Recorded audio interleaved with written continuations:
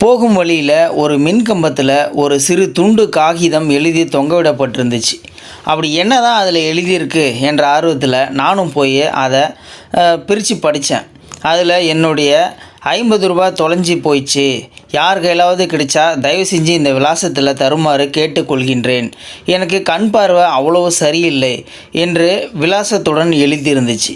எனக்கு பொழுது போகலை. அந்த குறுக்கு வழியில் பார்த்த ஒரு நபரிடம் விலாசம் கூறி வழி கேட்டேன். இந்த அம்மாவா?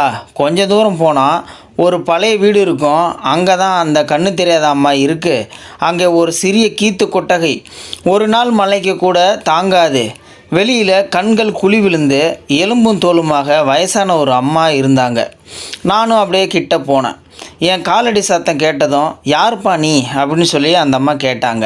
அம்மா, நான் இந்த வழியாக வந்தேன், எனக்கு ஒரு ரூ. 50 கீழே விழுந்து கிடந்துச்சு, அதை உங்கள்கிட்ட தரலாம் என்று வந்தேன் அப்படின்னு சொன்னேன். இதை கேட்டதுமே அந்த அம்மா ஓன்னு அழ ஆரம்பிச்சிருச்சு.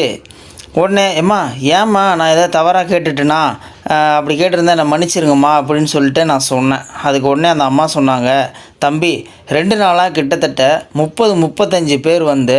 50 கீழே விழுந்து கிடந்துச்சு அப்படின்னு சொல்லிட்டு கொடுத்துட்டு போகிறாங்க. ஆனால் சத்தியமாக அந்த கடிதத்தை நான் எழுதலப்பா, எனக்கு எழுத படிக்க தெரியாது அப்படின்னு அந்த அம்மா கண்ணீரோட சொன்னிச்சு.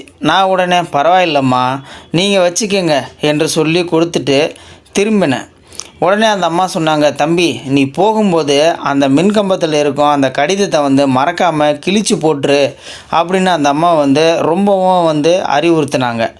என் மனசில் விதவிதமான எண்ணங்கள். யார் அந்த கடிதத்தை எழுதியிருப்பா?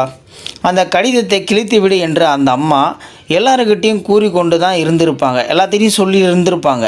ஆனால் யாருமே அப்படி செய்யலையே, அந்த காகிதத்தை கிழிச்சு போடலையே. யாரும் இல்லாமல் அனாதையாக வாழும் ஒரு உயிருக்கு கடிதம் வடிவில் உதவி செய்த அந்த நண்பருக்கு மனதால் நன்றி சொல்லி கொண்டேன். நன்மை செய்ய வேண்டும் என்ற மனம் இருந்தால் அதற்கு 1000 வழிகள்.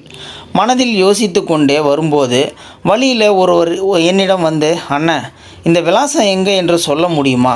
கீழே இருந்து ஒரு ரூ. 50 கிடைச்சது, அந்த அம்மா கிட்ட கொடுக்கணும், வழி சொல்கிறீங்களா அப்படின்னு அவர் என்கிட்ட கேட்டார். எனக்கு அப்படியே மனசே ஒரு மாதிரியாக ஆகிப்போச்சு. மனித நேயம் இன்னும் சாகவில்லை. இதுதான் பணத்தாலும் விலைக்கு வாங்க முடியாத நம் நாட்டுக்கே உரிய மனித நேயம் அப்படின்றத நான் உணர்ந்துக்கிட்டேன். இப்போது இந்த வீடியோ பார்த்துட்டு இருக்கிற நண்பர்களே, இதை பற்றி நீங்கள் என்ன நினைக்கிறீங்க? முகம் தெரியாத ஒரு நண்பர் கடிதம் வடிவில் அந்த வயசான கண்ணு தெரியாத பாட்டிக்கு உதவி செஞ்சுருக்காரு.